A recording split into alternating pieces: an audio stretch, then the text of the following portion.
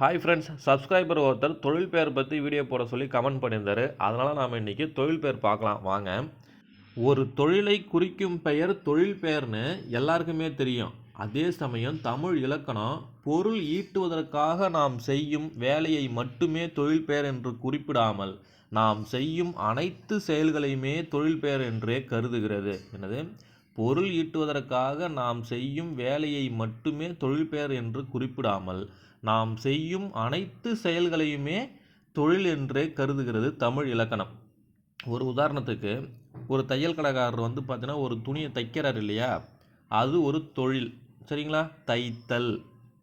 அதே சமயம் அவர் தைக்கக்கூடியதை ஒருத்தர் பார்க்குறாரு இல்லையா, அதுவுமே ஒரு தொழிலாகவே கருதணும் நாம். பார்த்தல்.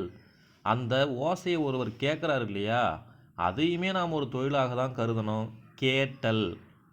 ஒருவேளை அந்த தையக்கடைக்காரர் தப்பாக தைக்கும்பொழுது இப்படி தைக்கணும் ஒருத்தர் சொல்கிறாரு இல்லையா, அதையுமே நாம் ஒரு தொழிலாக தான் கருத வேண்டும். கூறல். அப்போது தைத்தல் என்பதும் தொழிலே, பார்த்தல், கேட்டல், கூறல் என்பதும் தொழில்தான். இதை தான் நான் ஃபஸ்ட் பாயிண்டில் சொல்லியிருக்கிறேன். தமிழ் இலக்கணம் பொருள் ஈட்டுவதற்காக நாம் செய்யும் வேலையை மட்டுமே தொழில் என்று குறிப்பிடாமல் நாம் செய்யும் அனைத்து செயல்களையுமே தொழில் என்றே குறிப்பிடுகிறது. சரியா? அதே சமயம் செயல் என்பதற்கு வினை என்பது பொருள். தமிழ் இலக்கணத்தை பொறுத்த வரைக்கும் செயல் என்ற வார்த்தையை பயன்படுத்தாமல் வினை என்னும் வார்த்தையை தான் பெரும்பாலும் பயன்படுத்துவாங்க. இனிமே நாம் செயலுக்கு பதில் வினை என்ற வார்த்தையை பயன்படுத்தலாம். அப்போது தமிழ் இலக்கணம் அனைத்து வினைகளையும் தொழிலாகவே குறிப்பிடுகிறது. இதுக்கு என்ன அர்த்தம்? தொழில் பெயர்கள் அனைத்தும் வினை சொற்களாக தான் இருக்கும். அது ஒரு பெயர் சொல்லாகவோ குண சொல்லாகவோ கால சொல்லாகவோ இட சொல்லாகவோ இல்லாமல் தொழில் பெயர்கள் அனைத்தும் வினை சொற்களாக மட்டுமே இருக்கும்னு அர்த்தம். சரியா? அடுத்த பாயிண்ட் பார்க்கலாம். தொழில் பெயரின் வகைகள். மொத்தம் 4 வகையான தொழில் பெயர்களுக்கு. 1 விகுதி பெற்ற தொழில் பெயர், 2 எதிர்மறை தொழில் பெயர், 3 முதல்நிலை தொழில் பெயர், 4 முதல்நிலை திரிந்த தொழில் பெயர். ஃபஸ்ட்டு விகுதி பெற்ற தொழில் பெயர்கள் பார்க்கலாம். விகுதி பெற்ற தொழில் பெயர்னா ஒன்றுமே கிடையாது. ஒரு வினை சொல்லோட கீழே குறிப்பிட்டிருக்கிற இந்த விகுதிகள் எல்லாம் சேர்ந்து வருவது விகுதி பெற்ற தொழில் பெயர். உதாரணத்துக்கு இந்த விகுதிகளை பாருங்க. அம்முன்றது ஃபஸ்ட்டு விகுதி. ஆடு கூட்டல் அம் ஆட்டம், செய் கூட்டல் மை செய்யாமை, வரு கூட்டல் கை வருகை, பார் கூட்டல் தல் பார்த்தல். இந்த மாதிரி ஒரு வினை சொல்லுடன் கீழே கொடுக்கப்பட்டுள்ள இந்த விகுதிகள் சேர்ந்து வந்தால் அது விகுதி பெற்ற தொழில் பெயர் ஆகும். இந்த விகுதிகளை ஞாபகம் வச்சுட்டு ஒரு ஷார்ட்கட் பார்த்தலாம். அம்மை கை வைத்து விபூதியை அள்ளி சிவுத்துக்கு தள்ளு. அந்த விபூதி தீ இருக்கு இல்லையா, அதுக்கு பக்கத்தில் உயிர் எழுத்தான ஐ ஒன்று வரணும், அது மிஸ் ஆகிருக்கு, அதையும் சேர்த்துங்க. சரியா? அம்மை கை வைத்து விபூதி அள்ளி சிவுத்துக்கு தள்ளு. அதாவது சிவத்துக்கு தள்ளுன்னு பதில் சிவுத்துக்கு வா மட்டும் ஊவா மாதிரி இருக்குது, அது மட்டும் பார்த்துங்க.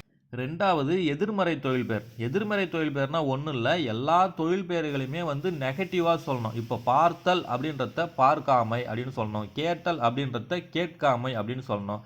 அதே சமயம் எதிர்மறை தொழில் பெயர் எப்பயுமே மை என்னும் எழுத்தில் தான் முடியும். சரியா? ஸோ மையின்னு முடிஞ்சதுன்னா அது எதிர்மறை தொழில் பெயர்.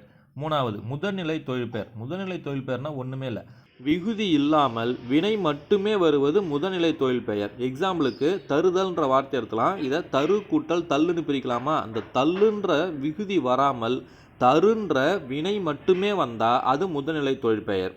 அடுத்தது முதல்நிலை திரிந்த தொழில் பெயர். இதுவுமே விகுதி வராமல் வினை மட்டுமே வரும், ஆனால் அந்த வினை நெடிலாக வரும்.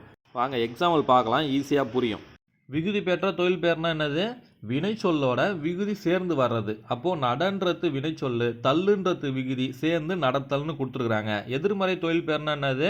தொழிலை நெகட்டிவாக சொல்லணும். அப்போது நடத்தலுக்கு எதிர்மறை என்னது? நடவாமை. எதிர்மறை தொழில் பெயர் எப்பவுமே மையின்ற எழுத்துல தான் முடியும். சரியா? முதல்நிலை தொழில் பெயர்னா என்னது? வினை சொல் மட்டுமே விகுதி பெறாமல் வருவது முதல்நிலை தொழில் பெயர்னு சொல்லியிருக்கிறோம். அப்போ நடத்தல்ன்றதுல வினை சொல்லியது நட, அதை தான் கொடுத்துருக்கோம் நடன்னு சொல்லிட்டு. முதல்நிலை திரிந்த தொழில் பெயர்னா என்னது? விகுதி பெறாமல் வினை நெடிலா வருவது முதல்நிலை திரிந்த தொழில் பெயர்னு சொல்லியிருக்கோம். ஸோ அப்போ நடன்றதுக்கு என்ன மாதிரி இருக்குது? நாட அப்படின்னு மாதிரி இருக்குது. கீழே இருக்க எல்லா எக்ஸாம் அப்படி தான். வீடியோவை பாஸ் பண்ணிவிட்டு பார்த்துங்க. தேங்க்யூ. இதில் ஏதாவது சந்தேகம் இருந்தால் கமெண்ட் பண்ணுங்கள். சேனலை சப்ஸ்கிரைப் பண்ணிங்க. தேங்க்யூ.